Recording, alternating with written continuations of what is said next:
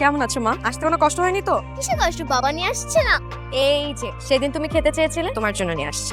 আমি তো অনেক আগে চেয়েছিলাম। এতদিন তো তোমার সাথে দেখা হয়নি আম্মু, এই জন্য। আজকে ক্লাসে কি কি করালো? আজকে তো পড়ার কাজ ছিল না, আজকে ড্রয়িং এর কাজ ছিল। তাই দেখি তুমি কি কি এঁকেছো। দেখবে? আমি খুলে দিচ্ছি।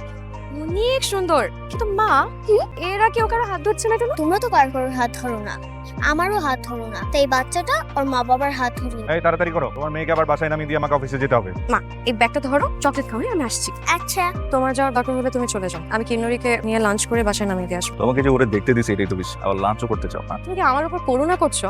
আমার রাইট আছে আমার মেয়ের সাথে দেখা করার, এটা আমার মেয়ে। তোমার মেয়ে না, আমার মেয়ে বলে যে গলা ফাটাচ্ছ। যেদিন ওকে একা ছেড়ে একা আবার বাসা থেকে চলে গেছিলা, সেদিন খেয়াল ছিল না এটা কার মেয়ে? আমি বাসা ছেড়ে যাইনি, তার নেশাখোর আমাকে মেরে হাসপাতালে পাঠিয়ে দিয়েছে। তুমি যদি ওকে নিয়ে বেশি বাড়াবাড়ি করো না, আমি না এক বিন্দুও ছাড় দেবো না। তুমি তোমার ক্ষমতা দেখিয়ে আমার মেয়েটাকে আমার কাছ থেকে কেড়ে নিয়েছো। যে পরিমাণ কষ্ট তুমি আমাকে দিছো না, আল্লাহ তার থেকে 10 গুণ বেশি কষ্ট তোমাকে দিবে। আর আমি সেই দিনেরই অপেক্ষা আছি, যেদিন আমার মেয়ে আমার কাছে ফেরত আসবে।